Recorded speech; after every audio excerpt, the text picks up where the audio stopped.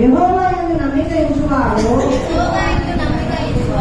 కదలక నిత్యము నిలుచు సీయోను కొండవలె నుండురు. యెరూషలేము చుట్టూ పర్వతములు ఉన్నట్టు యెహోవా ఇది మొదలుకొని నిత్యము తన ప్రజల చుట్టూ ఉండును. నీతిమంతులు పాపం చేయుటకు తమ దేవుడు శాపకున్నట్టు భక్తిహీనుల రాజదండము నీతిమంతుల శ్వాసల మీద ఉండదు. యెహోవా మంచివారికి మేలు చేయుము, యథార్థ హృదయులకు మేలు చేయుము. తమ వక్ర త్రోవలకు తొలగిపోవు వారిని పాపము చేయవారితో కూడా యెహోవా కొనిపోవును. ఇశ్రాయేలు మీద సమాధానం ఉండుగాక.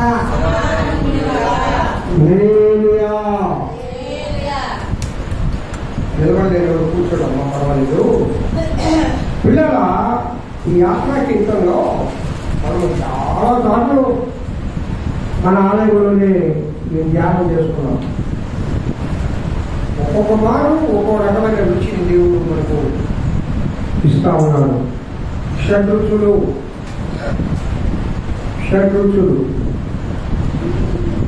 ఇక్కడ చాలా కఠినంగా భక్తుడు మాట్లాడుతూ ఉన్నాడు. ధైర్యం చూపించి మాట్లాడాలి. తమ వంకర త్రోవలను వారిని నువ్వు రక్షించుదయ్యా, నువ్వు కాపాడద్దు, నువ్వు వాళ్ళని నరకాన్ని తీసుకోబో అంటాడు. చాలా దగ్గర అయితే దేవుడు వాక్యం అయ్యా పాపుల్ని కరుణించయ్యా అయ్యా లే. ఎందుకంటే దేవుడు అన్ని దినాలు ఒకేలాగా ఉంటాడు అనుకోకండి. తల్లిదండ్రులమైన మనమైనా కూడా విసిగిపోయినప్పుడు ఏమో ఒక ఆవిడ ఏం చేసిందంటే తన కొడుకంటే బాగా ఇష్టం అంట. నువ్వేసి ఇప్పుడు కొడుకులకి ప్రేమించి పెడతా ఉన్నావో ఆ విధంగా కొడుకంటే బాగా ఇష్టం అంటావు. చాలా తక్కువ పేదరాలే కానీ చాలా పేదాస్తి నీలాగా పైసలు కూడా ఖర్చు పెట్టుకొని ఫోన్ పెట్టుకోండి. కొడుకంటే ఇష్టమని కొడుకు వచ్చి కన్నీళ్ళు పెట్టుకుంటే ఏమీ తినకుండా దాచిపెట్టుకునే డబ్బులన్నీ కొడుకు ఇచ్చేదాన్ని. అరే బాగా చదువుకోవాలి ఆయన అని చెప్పారు కదా. వాడు పోయేది బయట బిడ్డలతో చేరి యవనస్తులతో చేరి స్నేహితులతో చేసి పూర్తిగా చేసిపోయాడు. సరే ఎంత తీసినా పండుగ తరిగిపోతారు పెద్దల ఇచ్చి ఉండేది అయిపోయింది. ఏం లేదు లాభం లేదు. నెల ఇలాగ పెన్షన్ రావడం నాలాగ పెన్షన్ రావడం ఉన్న డబ్బులు అయిపోయింది. ఆడ ఫ్రెండ్స్ దగ్గర వాళ్ళగా ఇది నిజంగా యథార్థంగా జరిగిన సంఘటన, కథలు కాదు. ఫ్రెండ్స్ దగ్గర వచ్చేప్పుడే రేపు నేను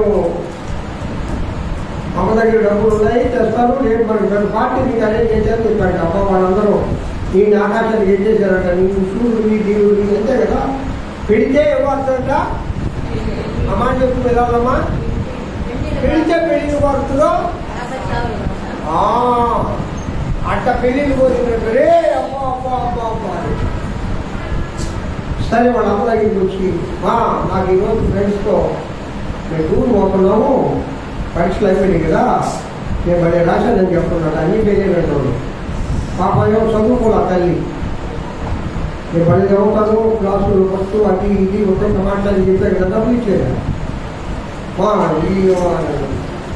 నైనా నా దగ్గర ఉన్న డబ్బులన్నీ ఇచ్చేసారా, నా దగ్గర ఏమి డబ్బులు ఇస్తావా ఇవా ఉంటే తీసుకోరా, నా దగ్గర ఏమి లేవురా అని చెప్తే వాడు పాప వచ్చి అరుణ ఊదిని కొట్టాము తీసుకొని వాడిపోతాడు. దానికి తల రెండుగా పగిలిపోయి ఆడబడి చచ్చిపోయింది.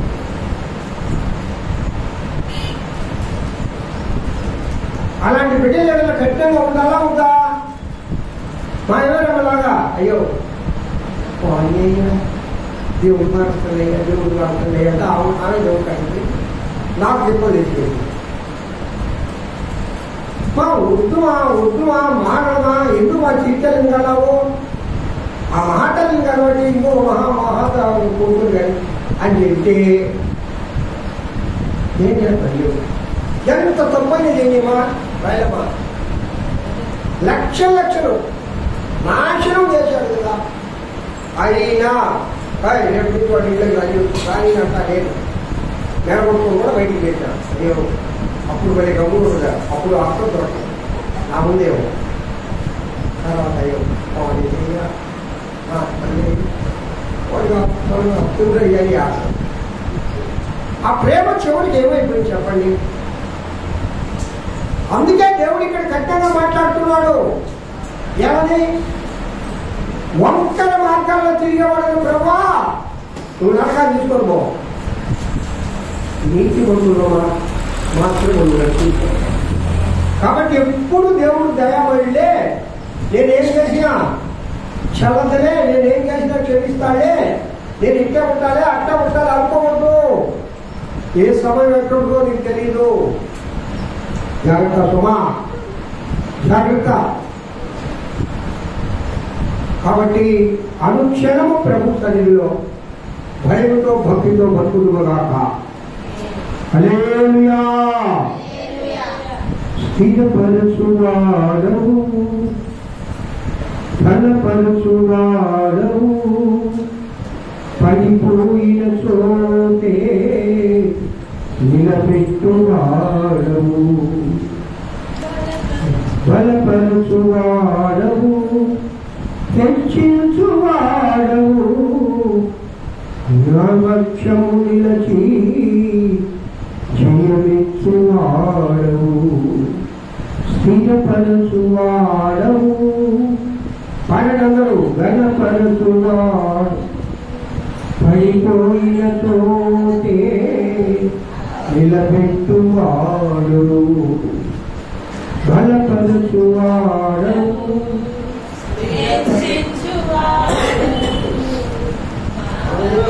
నిలచి నిలబరచువాడవు, ఏమైనా చేయగలవు, కథ మొత్తం మార్చగలవు, నీ నామము చే మహిమతో తెచ్చుకోగలవు.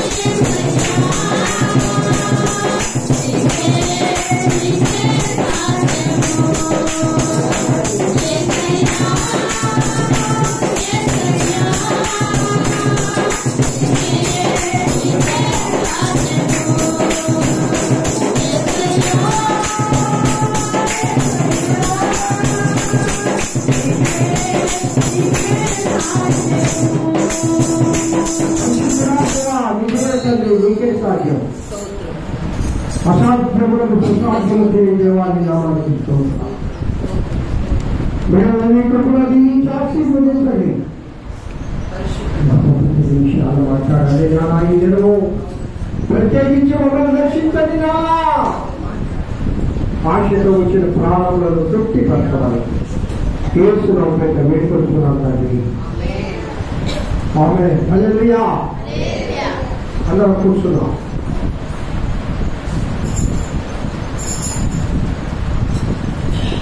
దేవుని పరిశుద్ధ నామమునకు స్తోత్రం కలుగును గాక. మీ అందరికీ యేసుక్రీస్తు నామము పేరిట వందనములు. నేను వందనాలు చెప్పినా కూడా అట్లీస్ట్ నోట్ చేసి వందనాలన్నా చెప్పండి. నాకు వినపడా వినపడి ఆయన దీనికి పట్టుదల పిల్లల ఈ దినము ఇటు నాకు మాట్లాడి జరుపు. ఈ నెల 26వ తేదీ, ఇక ఒక 5 రోజులు ఈ నెల, ఇక పండుగ నెల వచ్చేస్తా ఉంది. నవంబర్, డిసెంబర్ 25వ సంవత్సరం కూడా ముగింపు వచ్చేస్తాం.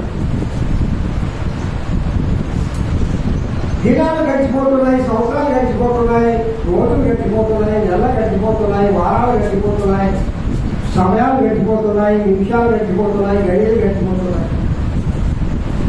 అన్నీ పోతా ఉన్నాయి. కానీ మనం మాత్రం దేశకు ఒకడే. అమ్మ దీనికి ఒక జరిగిన సంఘటన స్టీఫెన్ పాల్ గారు విశ్వసిస్తుంది. ఆ వాక్యం 4 గంటల సేపు నిలబడే చెప్పండి. స్టేట్ మీటింగ్ కూడా కావాలంటే చూడండి, అది నేను పంపిస్తా. నెలలో 3 రోజులు ఉపవాసకుడిగా జరిపిస్తున్నామే. ప్రతి శుక్రవారం స్టేట్ మీటింగ్ జరిపిస్తుంది. 4 గంటలు నిలబడి చెప్పండి. స్టార్ట్ నొక్కితే ఇప్పుడు సెల్ ఆన్ చేసాక మళ్ళీ ఆపరేషన్ రావాలి. వాక్యం తప్ప ఏదో చెప్తామని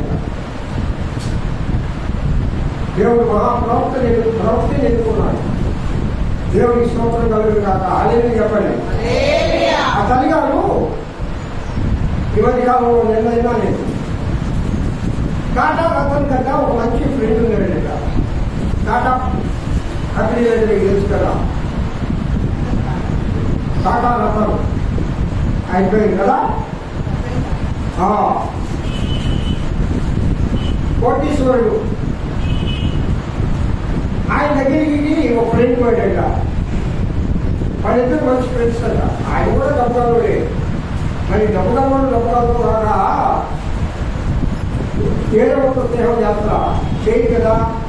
అది లోకంలో ఉంటే ఆనవాయితీ. ఒక దగ్గర ఒక రోజు దగ్గరికి వెళ్ళి, అరే ఏంది రా నేను ఎన్ని పెద్దగా పడుతున్నాను, నా జేబులు ఏమైనా ఎప్పుడున్నా జేబులో పెద్ద కొడతాను కదా, ఏదో రాయాలి ఎలా చాలా కొట్టా ఉండాలా నేను, పెద్దలే కొట్టలేదు, నా జేబులో కూడా పెద్ద కొడతాను. ముందు 100 రూపాయల పెద్దలో 500 రూపాయలు 2,000 రూపాయలు పెద్ద కొన్నాను, అవి పోతామని అని చెప్పి చీప్ పెద్దలు అసలు మనం పెట్టుకోకూడదు, 10 రూపాయల పెద్దలు కూడా కొన్నాను రా, అవి కూడా ఉండదు. ఎవరన్నా రాజకీయ ఆడే మర్చిపోతున్నా నేను, అసలు నాకేం అర్థం కావట్లేదు, ఇది పరిష్కారం మార్గం చెప్పరా అని చెప్పాడట. దాన్ని టాటా రత్న గారు ఒక అదే నేను నీకు ఒక సొల్యూషన్ చెప్తా, ఇవాళ నేను నీకు ఒక పనిస్తా, ఇక నువ్వు దాన్ని ఎక్కడా మర్చిపోవు, నీకు రేపు పొద్దుగా పోగొట్టుకుంటారా, లేదురా నేను ఇచ్చే పెద్దలుగా నువ్వు చూసావంటే ఎప్పుడు దాన్నే కాసుకొని ఉంటామని ఓ 10 సంవత్సరం బంగారుతో చేసిన పెద్దలు. ఈరోజు సంవత్సరం బంగారు ఎంత రాయమా, 1,30,000 1,40,000 సంవత్సరం బంగారు. ఒకప్పుడు ఎంత ఉంది, పోయిన సంవత్సరం ఎంత ఉంది, వచ్చే సంవత్సరానికి రౌండ్ ఫిగర్ అయిపోతుంట, అంత పెరిగిపోద్దు బంగారం. నీకు సలహా చెప్పనా, ప్రపంచంలో బంగారం దగ్గర ఎక్కువ అనుకుంటాం అంటే బంగారం కలిగిన దేశం ఏదమ్మా సౌత్ అరేబియా కదా, అదేనా బంగారాలు కలిగిన దేశం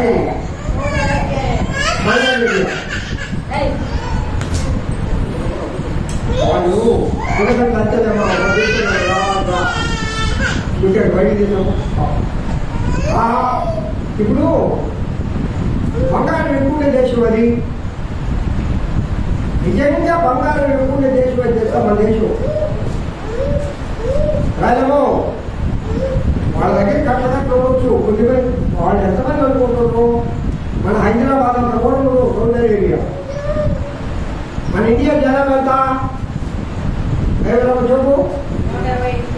ఈరోజు ప్రపంచంలో ఎక్కువ జనాభా కలిగిన దేశం ఏది, ఇండియా.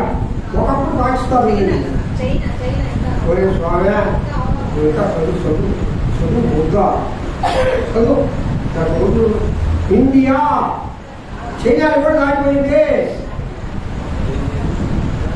ఏదో పుట్టేవా ఇండియాలో గమా బంగారం ఎక్కువగా ఉండే దేశం ఇండియా. ఎందుకో చెప్తాను ఎప్పుడైనా, నేను చెప్పాను కదా చెప్పడం రా.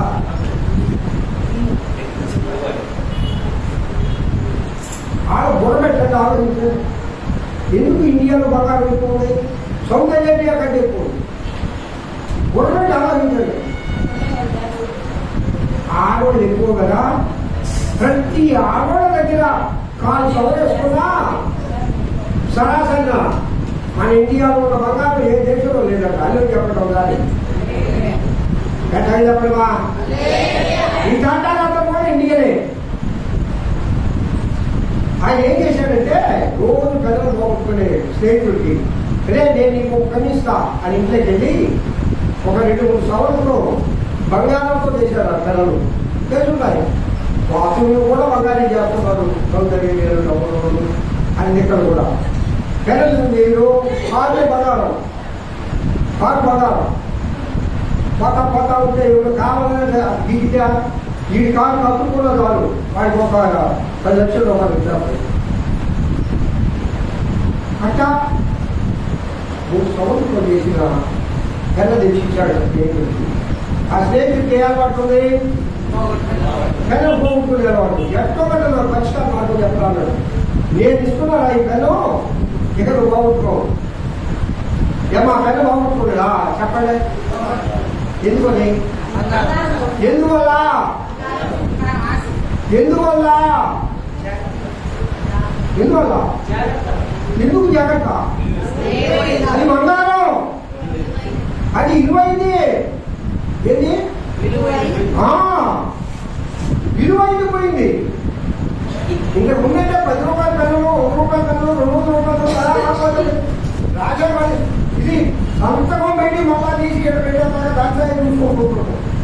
ఎందుకో 50 లక్షల రూపాయలు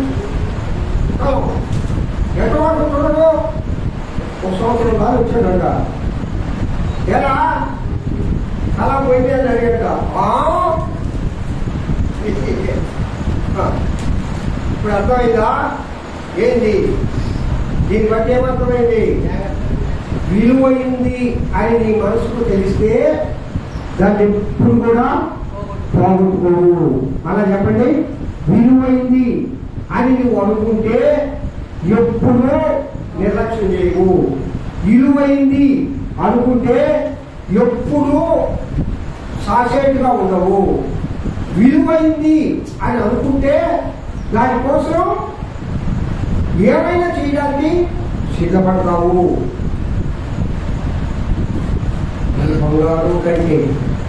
బంగారం కంటే విలువైన వాడు నా యేసయ్యా, ధనధాన్యాల కంటే విలువైన వాడు నా పాటే రాగాలకే, తప్పిట్లకే, దర్బులకే, మ్యూజిక్కే నిజంగా యేసయ్య విలువైన వాడు అని నీలో ఉంటే నీకెందుకు నిర్లక్ష్యమవుతుంది? ఎక్కువగా క్రైస్తవులు రాజేష బాగా నిర్లక్ష్యంగా ఉండేది దేని పట్ల అంటే దేవుడి పట్ల. నీకు మగవాళ్ళు చెప్తారా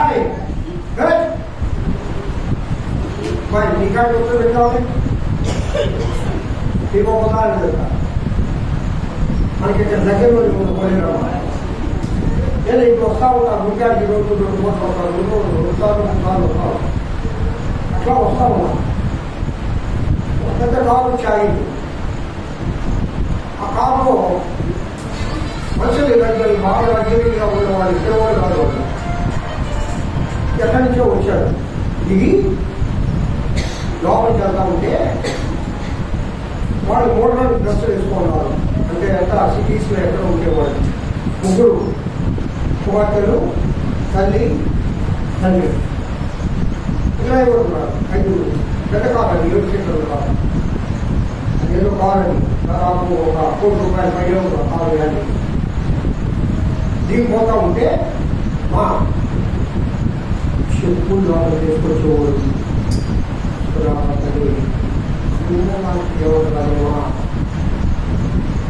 వెంటనే శాస్త్రమా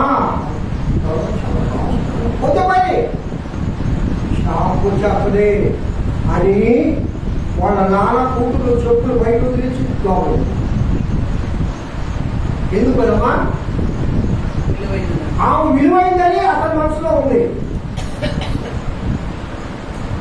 ఎంత జాగ్రత్త అండి. వాళ్ళు వెళ్ళి పోవాలి. మనకి తెలుసు రాత్రి తెలుసుకుందానికి వాళ్ళకే కదమ్మా. అక్కడ పోయి వాళ్ళందరూ చూడండి. నేను సగం చేస్తా. అక్కడ జనం లేని ఉదయం సాయంకాలం 10 మందికి తక్కువ లేని కూర్చొని కూర్చొని భిక్షాపాటి మాట్లాడుకోవడమో లేకపోతే మాట్లాడుకోవడం చేస్తున్నారు.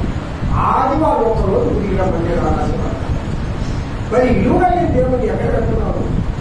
ఎందుకంటే నిర్లక్ష్యం అంటే ఆయన విలువ కలిగిన వాడు అని తెలిసి కూడా యేసయ్యను నిర్లక్ష్యం చేసినట్టు క్రైస్తవులు మరి ఏ దేవుణ్ణి ఇతరులు నిర్లక్ష్యం చేయరు. మీరేమనుకుంటున్నారేమో నిజంగానే యేసయ్యను నమ్మిన బిడ్డలందరూ విలువ కలిగిన వాడు యేసయ్యని వాళ్ళ మనసులో ఉండే ప్రపంచమే మారిపోయేది. మళ్ళీ చెప్పడం కాదు. ఎందుకంటే ఇంత జీవుడు కలిగిన దేవుడు, ఇంత మహత్యము కలిగిన దేవుడు, ఇంత ఘనం కలిగిన దేవుడు లోకంలో ఎవరు లేరు. మరి ఎందుకు ఈ నిర్లక్ష్యం? ఆయన విలువేంటో నీకు తెలియలేదు. ఆ బంగారు కన్నా ఎప్పటికీ పోలేదట. రాసి పెట్టుకొని ఉన్నాడు. ఇంటికి పోయాడంటే దాన్ని విలువలు పెడతాడు. మళ్ళా ఎక్కడికన్నా ఇంపార్టెంట్ ఫంక్షన్స్కే ఆ బంగారు కన్నా పెట్టుకోబోతాడు.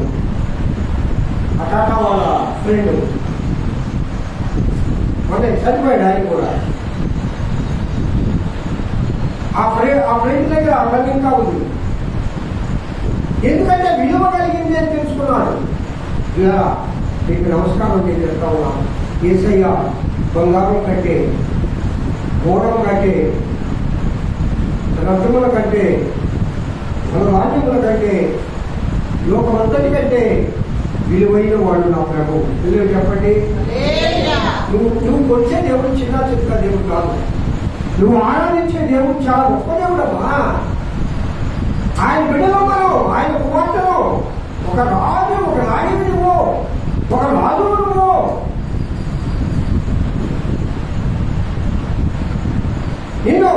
నువ్వు ఆరాధించే దేవుడు ఎంత గొప్పవాడో, ఎంత విలువైన వాడో అసలు నీకు అర్థం కావడం లేదు. అర్థమైతే ఇంత నిర్లక్ష్యంగా ఉండరు. ముఖ్యంగా వర్తవంతులు. ఎందుకు నేను ఈ మాట చెప్తున్నంటే ఆదివారం మాత్రం వస్తారు. మాకు శుక్రవారం బుధవారం రాగానే కష్టం. ఏం కష్టం నీకు చెప్పండి. నా నీళ్ళు కడతా ఎంత కష్టపడుతున్నా లేదా? ఎంత శ్రమ కాడుతున్నారా? ఎంత కూలియా కొంటున్నారా? అంతకంటే కష్టం ఎక్కడ వన్నా? ఏదో పనుల మీద కూడా ఇద్దరు చూపిస్తారా నిర్లక్ష్యం? ఏదో పనుల మీద కూడా ఇద్దరు ఉంటారా? కాబట్టి మన భక్తులు ఎట్టేసేది. ఒక ధైర్యుడుగా మాట్లాడి అనకూడదు. ఒక ధైర్యుడుగా మాట్లాడి అనకూడదు. వెనక తీసుకుంటున్నా. దేవుని నిర్లక్ష్యం చేస్తే నేను నిర్లక్ష్యమైపోతా. చివరకు ఏం చెప్పాడు? తమ వంకర మార్గముల ద్వారా నడుచుకుని వారిని పాఠాల వరకు కొనుకో అని దేవుడు చెప్తున్నాడు. భక్తుడు ఇక్కడ, అయ్యా దేవా, వంకర మార్గాన్ని ఎడవడం లేదు, నిర్లక్ష్యాన్ని ఎడవడం లేదు. రాయమ్మా, నల్లవాళ్ళ పెళ్లి ఉంది. పెళ్లి ఉంది 6 గంటలకి. ఎప్పుడు బయలుదేరిపోతావు నువ్వు? ఇంటికాడ 11 గంటలు బయలుదేరుతా. పెళ్లి కదా, అది పోతే అయ్యా, ఇది పోతే వస్తుంది. పెళ్లి కంటే ఈ లోకంలో జరిగే కార్యాలన్నిటికంటే ఘనమైన కార్యం ఏదో తెలుసా? దేవుని ఆరాధించడం. తప్పకుండా ఈ దేవుడు పరిశుద్ధాత్మ దేవుడు మాట్లాడేటో చెప్తున్నారు. అదేమో ఈ విలువైన ఆరాధన వలన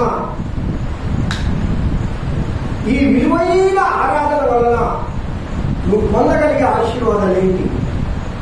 ఎందుకు అసలు దేవుని ఆలయానికి రావాలి? ఆదివారం ఒక్కరోజే కాదు, ఆయన చర్చిలో 3 రోజులే ఆరాధన జరిగేది. ఆ 3 రోజులు పెట్టమ్మా, 3 రోజులు వీరున్న వాళ్ళు ఒకవేళ ఊరికి పోయో, అనారోగ్యం బాగలేక, ఆరోగ్యం బాగలేకో, కష్టతరమైతే రావద్దు. ఇంట్లో బాగలేని వాళ్ళు వస్తారు, రావాలనుకున్న రాలేరు. అన్నీ బాగుండి రాకపోతే యేసయ్య తెలుస్తుంది కదా. అప్పుడు యేసయ్యని నిన్ను నిర్లక్ష్యం చేస్తే నీ భక్తి ఉంది. నీ కార్యం ఎందుకు జరగడం లేదు?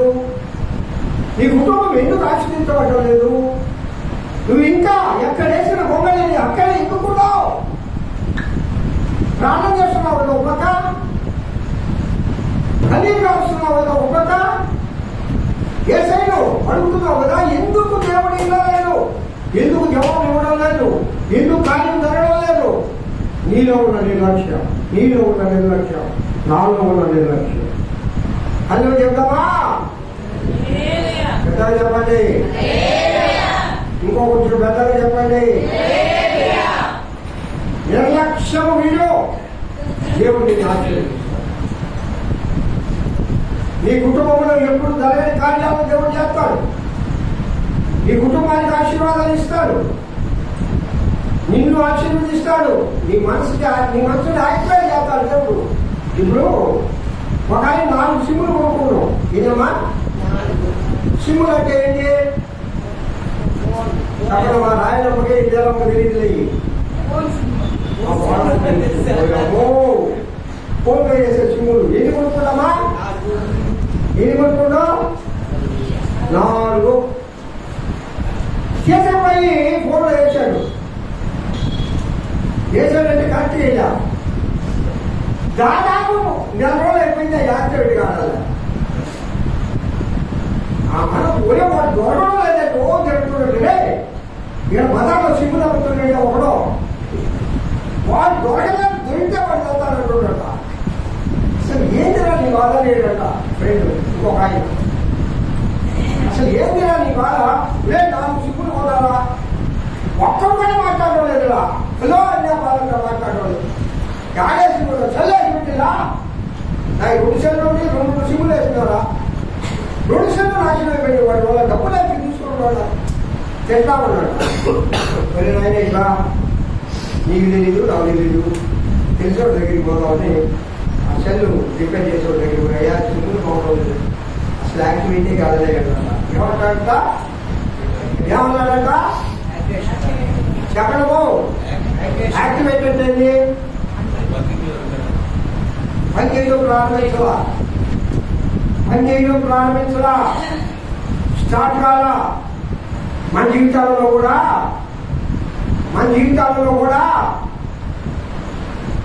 బంగారం లాంటి ఏసైను తెచ్చిపెట్టుకోలేదావు. మంచి బంగారం లాంటి దేవుడు వాక్యం వింటూ ఉన్నావు. బంగారం లాంటి మనము మానిక్షం లాంటి ఇదిగో ఈ లోకంలో విలువైన దేవుడి గ్రంథం అందరి దగ్గర ఉంది. ఇంకొక సంగతి కూడా చెప్తున్నా. ఈ వాక్యాన్ని కూడా రోజు చదువుతున్నావు కానీ యాక్టివేషన్ లేదు. ఏం లేదు? ప్రారంభం కావాలి. అన్నీ చేస్తున్నావు. వాక్యాలు కూడా 20,000 రూపాయలు సల్లు. సిమ్ములు కూడా మంచి కాస్టే. యాక్టివేట్ కదా. యాక్టివేషన్ లేకపోతే ఏమవుతామా? ఫోన్ వచ్చినాయి, సిమ్ములు వచ్చి అన్నీ బాగున్నాయి. యాక్టివేషన్ చేసుకోవాలి కదా. ఏసై గొప్పడే. నువ్వు నాటకం కూడా చేస్తున్నావు. ఈ కార్యక్రమాలు కూడా బాగున్నాయి కానీ యాక్టివేట్ కాదా. ఇంకా ప్రారంభం కాదా ఆశీర్వాదాలు. ఎందువల్ల?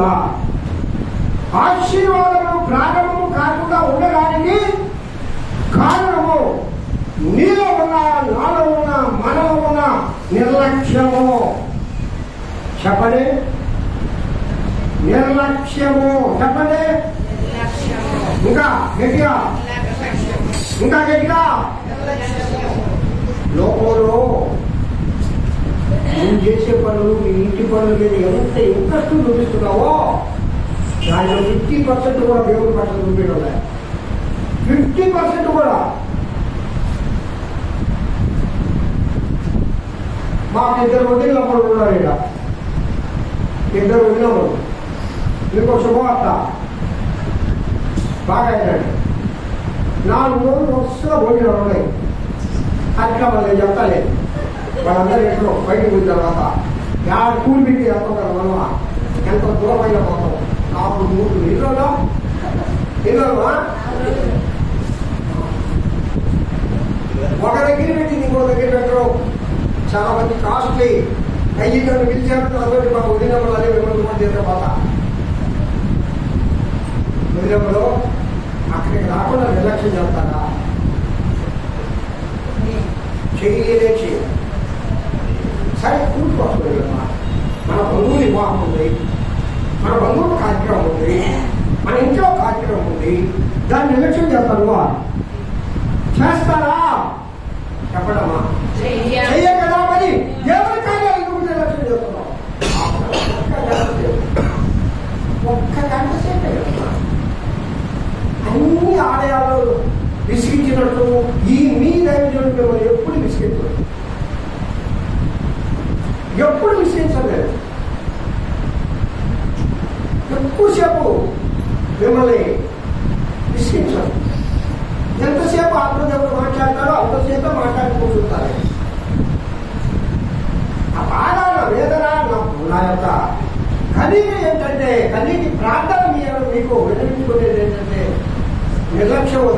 మధ్యలో నిర్లక్ష్యం వదలండి, నిర్లక్ష్యం వదలండి.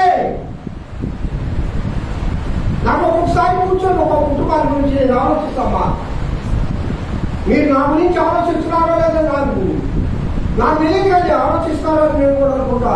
కానీ నేను ప్రతి కుటుంబాన్ని గురించి ఆలోచిస్తా.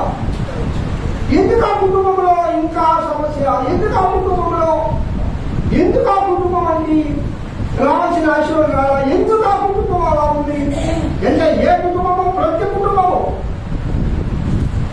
ఆ కుటుంబాలలో దేవా రోజు ప్రార్థిస్తున్నారు కదా, అందరూ ప్రార్థిస్తున్నారు కదా, ఎందుకు అంటే పరిశుద్ధాత్మ దేవుడు నాకు బయలుపరిచిన విషయం మీకు చెప్తున్నా, అదే నిర్లక్ష్యం. సపరేట్ దేవుడు బయలుపరచాలి. ఇది అబద్ధం కాదు. దేవుని పట్ల మీకు ఆసక్తి లేదు ఉంది. నువ్వు నీ కార్యాల పట్ల చూపిస్తావే, నీ కుటుంబం పట్ల చూపిస్తావే, నీ బిడ్డ పైన ప్రేమ చూపిస్తావే, అంత ప్రేమ ప్రభుపై లేదు, నిర్లక్ష్యం ఉంది. అందుకే నీ ఇంటిలో ఇంకా ఇంకా ఇంకా ఎక్కడ వేసిన బొమ్మ నుంచి అక్కడే ఉన్నారు మీరు. ఎన్ని సంవత్సరాలు ఏంటి, అందరూ ఏ విధంగా అభివృద్ధి పోతా ఉన్నారు, ఒక్కొక్కరు ఎంత స్థాయిలో వెళ్ళిపోతా ఉన్నారు. మరి మనం ఆరాధించే దేవుడు కలిగిన దేవుడు కాదా, మరి మన ప్రభు ఆశీర్వాదాలు ఇచ్చే దేవుడు కాదా? ఎందుకు మా కుటుంబం ఇట్లా ఉంది, ఎందుకు మా జీవితం ఇట్లా ఉంది? దానికి కారణం నీవు ఎవరు కాదు, ముఖ్యంగా యేసయ్య కాదు. తప్పట్టు దేవుడు అయిపోతాడు. యేసయ్య కాదు, ఆయనేమో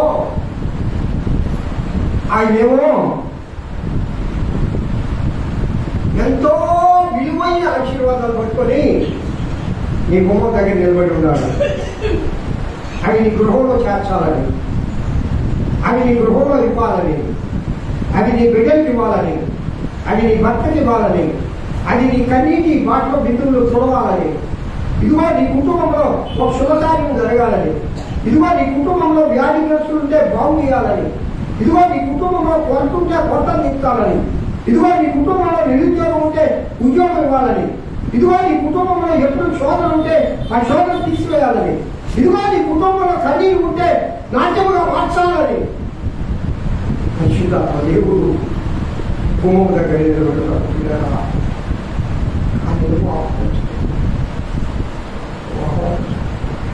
ఆయన రావాలంటే విలువ కలిగిన వాడు అని తెలుసుకోవాలి. అది విలువ కలిగిన పెన్న, బంగారు పెన్న అని తెలియగానే ఆ రతన్ టాటా ఫ్రెండ్ ఎప్పుడు ఎక్కడ పెన్న మర్చిపోవాలి. కారణం అది విలువ కలిగింది. మరి ఇంత విలువ కలిగిన యేసయ్య నీ కోసం నిలుచుంటే, ఇంత విలువ కలిగిన ప్రభువు నిన్ను ఆశీర్వదించాలని ఆయన ఇష్టపడతా ఉంటే ఎందుకు నువ్వు నిర్లక్ష్యం ఉంచుతావు? అంటే ఆయన విలువ నువ్వు తెలుసుకోవాలి. ఆయన విలువ నువ్వు తెలుసుకోలేదు. ప్రియ దేవుడి బిడ్డ, పరిశుద్ధాత్మ దేవుడి దినం సూటిగా నీతో మాట్లాడుతున్నాడు. ఇదిగో నా బిడ్డ, నేను నిన్ను ఆశీర్వదించాలని కోరుకుంటున్నాను. నీ కుటుంబంలో కార్యం చేస్తాను, నీ జీవితంలో కార్యం చేస్తాను. నీ మనసులో మన వేదన పోతుంది, నీ కుటుంబంలో శోధన పోతుంది, నీకు వ్యాధి ఉందా నయమైపోతుంది, ఇదిగో ఉద్యోగం లేదా ఉద్యోగం ఇస్తాను, ఆర్థిక ఇబ్బందులు ఉన్నాయా తీసివేస్తాను. అవన్నీ తీసేయాలంటే నీలో ఉన్న నిర్లక్ష్యం తీసేసుకో, నన్ను నీ ఇంట్లో చేసుకో. యేసయ్యను చేసుకోవడం అంటే అర్థం ఏంటంటే మొదటి ప్రాధాన్యము. ఈరోజు నేను అన్ని ఆహారంలో కూడా అదే చెప్పాను. మొదటి ప్రాధాన్యం. ఇప్పుడు ప్రాధాన్యత క్రమాలు ఇక్కడ రాసే బోర్డు మీద 1, 2, 3, 4, 5, 6, 7, 8, 9, 10 అంశాలు ఉన్నాయి. ఈ 10 అంశాల్లో మొదటిలో ఉన్నది ఎవరు ఉండాలంటే యేసయ్య ఉండాలి. ఆరాధన ఉండాలా, ప్రార్థన ఉండాలా, బయలుదేరులో ఉండాలా, ఆరాధనలకు ప్రతిదేవం వెళ్ళాలా, ఎక్కువనే లేచి ప్రార్థించాలా. ప్రభు కంటే ఈ లోకంలో ఉండే 10 అంశాలలో మొదటి ప్రాధాన్యత నా ప్రభుకే.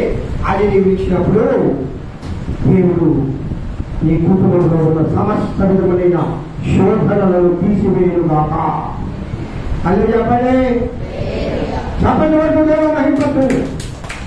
హల్లెలూయా.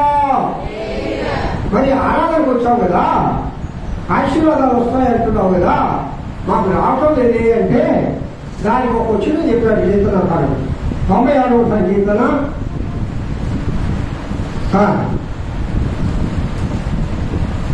8-9 వచ్చిన చదవడమా. యెహోవా నామమునకు తగిన మహిమ ఆయనకు చెల్లించుడి.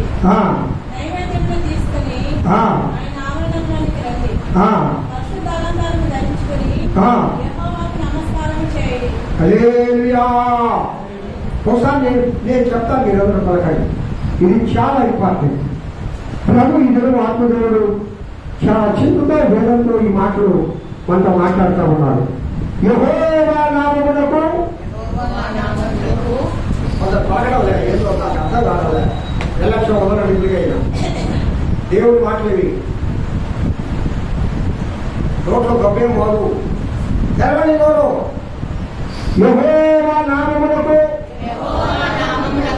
తగిన మహిమ ఆయనకు చెల్లించుడే. యెహోవా నామమునకు తగిన మహిమ ఆయనకు చెల్లించుడే. నైవేద్యము తీసుకొని ఆయన ఆవరణలోకి రండి. ఏం తీసుకొని రావాలంట? ఏం తీసుకుని రావాలంట? దేవుని సన్నిధికి వచ్చేటప్పుడు నైవేద్యం కావాలా. నైవేద్యం లేకుండా దేవుని సన్నిధికి వస్తే నీకు ఆశీర్వాదం ఎంత వస్తుంది? కళ్ళు చెప్పండి ఒక మాట, ఇంకొంచెం గట్టిగా చెప్పండి. నైవేద్యం తీసుకురావాలమ్మా. ఇప్పుడు వాడు వేయాత్మ దగ్గర పూలు వాళ్ళ మిసెస్ ఆ చెల్లమ్మ ఒక ప్లాస్టిక్ గాను కట్టకట్ట కట్టుకెళ్తుంది. దాదాపు 10, 20, 30 కట్టేసి కట్టుతారా. మా ఏ తల్లి అట్లా కట్టి పెడతామంటే, నాయన ఆ పూలు వాళ్ళు దేవుణ్ణి పటాలు చేసుకోవడానికి 20 రూపాయలు ఒకటి, ఒక్కొక్కరు 3 ఎత్తుకోబోతున్నారు, 4 ఎత్తుకోబోతున్నారు. అవి అమ్ముకునేట్టు జల్ల పెట్టిన పూలు అమ్ముకోవాలి అనుకుని అట్లా కష్టపడి పెడుతున్నాం. అంటే ఆ పువ్వులు తీసుకోకుండా వాడు దేవుడు ఆదాయానికి పోతారా? నైవేద్యం లేకుండా దేవుడు ఆదాయానికి పోతారా?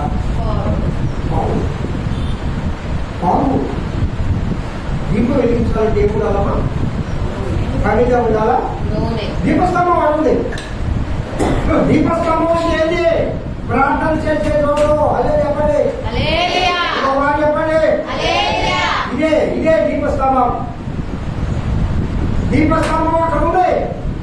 కానీ నువ్వేం ఎత్తుకొని రావాలమ్మా? నైవేద్యం అంటే నూనె ఉండాలి. అవి 2 లేకపోతే వెలిగి వస్తుందా? దేవుడు ఆగ్రహిస్తాడా? నీ నైవేద్యము, నీ ప్రార్థన, నీ స్తుతులు, నీ స్తోత్రములు నువ్వు చేసేవి దేవుడు అంగీకరిస్తాడా అని తీసుకురావాల్సిన ఆశీర్వాదాలు పొందాలంటే హల్లెలూయా చెప్పండి. హల్లెలూయా, హల్లెలూయా. నైవేద్యములు తీసుకుని ఆయన మందిరాలలోనికి నైవేద్యం అంటే నీకు చెప్పండి. నైవేద్యం అంటే రక్షించబడిన దేవా రక్షణ పాత్రలు ఏమంటారమ్మా? కాదమ్మా, రక్షణ పాత్రలు చేసుకుని నీకు కృతజ్ఞతాస్తుతులు నువ్వు ప్రార్థన చేస్తున్నావు నీ గాలలో, నువ్వు స్తోత్రాలు చెప్తున్నావు నీ గాలలో, నువ్వు మొదట వచ్చి కూర్చుంటున్నావు గుడిలో నీ గాలలో, నువ్వు రోజు వస్తున్నావు గుడికి నీ గాలలో. మంచిదే. అయితే ఎందుకు ఫలితం పొందడం లేదు అంటే నువ్వు ఏది చేతిలో కొట్టుకొని దేవుని స్థితులు చెల్లించాలా? ఏది చేతిలో కొట్టుకోవాలంటే రక్షింపబడిన యేసయ్యను నీ హృదయంలో చేర్చుకొని యేసయ్య నీలో కలిగి దేవుని స్తుతిస్తే, దేవుని ఆరాధిస్తే, దేవుని ప్రార్థిస్తే తప్పక ఆయన అంగీకరిస్తాడు. హల్లెలూయా, హల్లెలూయా. దేవా నా ప్రార్థనను అంగీకరించుకుంటాడు భక్తుడు. ఎప్పుడు అంగీకరిస్తాడు? ఆయన ఆలయంలోకి వచ్చేటప్పుడు, దేవుని పరిశుద్ధ ఆలయానికి వచ్చినప్పుడు పోవునప్పుడు ఏమంటాడు ఒక భక్తుడు? నీ ప్రవర్తన అంతయో అంటే అంటే అర్థమైంది. కొంచెం ఒకసారి అబద్ధం అన్నోళ్ళు మీరు ఉండడం ఒక లేకుంటారు అబద్ధాలు.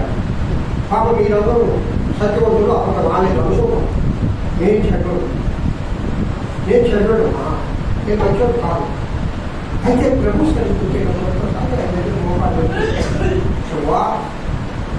ఈ ఆలయానికి వెళ్తున్నారైనా ఈ కవితగా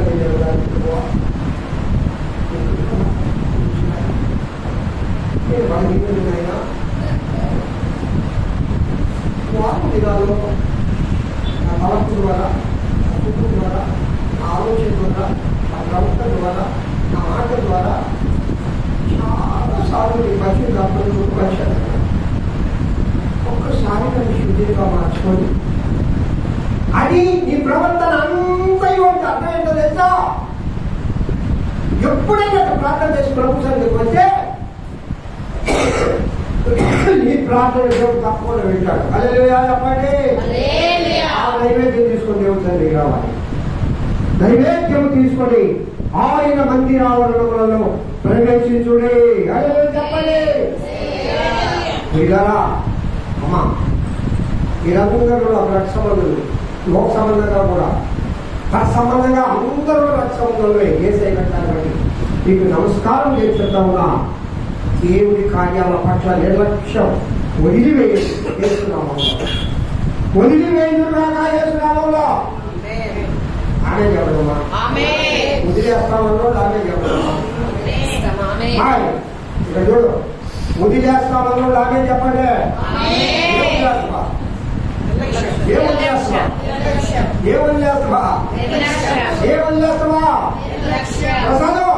నువ్వు వదలాలి. నువ్వు వదలాలా? నీలో చాలా నిర్లక్ష్యం ఉంది. ఎందుకంటే నాకు బాగలేదు, నాకు బాగలేదు, నాకు బాగలేదు ఇంట్లో పడుకుంటే ఎప్పుడు బాగుండదు. ప్రభు సన్నిధిగా యేసయ్య యాక్టివేట్ చేస్తాడు. నేను యాక్టివేషన్ చేసి సిమ్ములు ఒప్పుకొని ఇంట్లో పెట్టుకుంటున్నావు. నువ్వు ప్రార్థన చేస్తాడు, పాటలు పాడటం అన్నీ ఉంటాయి. కానీ ప్రారంభించవల్ల ఇంకా ఆశీర్వాదం రావడం ప్రారంభించవల్ల కారణం లోకానికి చిన్నత ఇంట్రెస్ట్, బిడ్డల పట్ల ఉన్నంత ఇంట్రెస్ట్, నీ శరీరం పట్ల నీకు ఉన్నంత ఇంట్రెస్ట్ ప్రభు పట్ల చూపించడం లేదు. ఆ ప్రసాదం ఒకటే కాదు, ఆయన పెద్దోడు కాబట్టి ఆయన పేరు చెప్పిన అందరూ అదే చెప్పండి. హల్లెలూయా. అమ్మ ఏం తీసుకొని ఆయన వెళ్ళాలంట? నైవేద్యములు తీసుకుని అక్కడో చేయడం జరుగుతుంది. ముగిస్తాను. పరిశుద్ధ అలంకారములు ధరించుకొని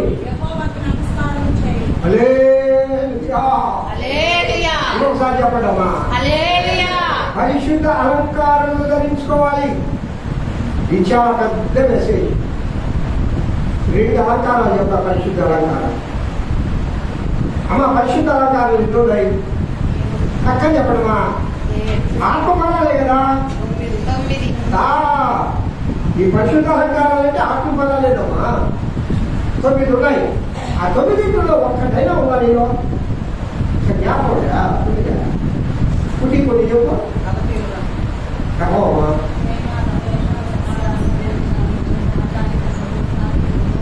ఇవన్నీ గడగడ మంది చెప్పలేదు. కరెక్ట్ చెప్పింది బిడ్డ. అప్పట్లో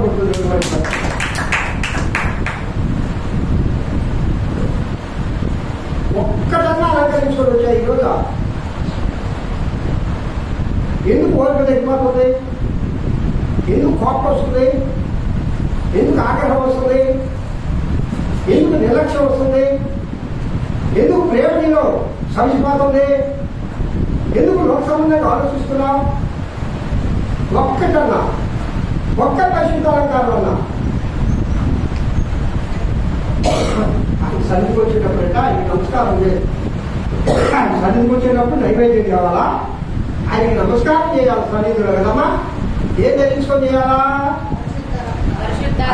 ఒకసారి పరిశుద్ధ అలంకారములు ధరించుకొని, ప్రేమను ధరించుకొని, సహనములు ధరించుకొని, ఓర్పులు ధరించుకొని, ఇంకా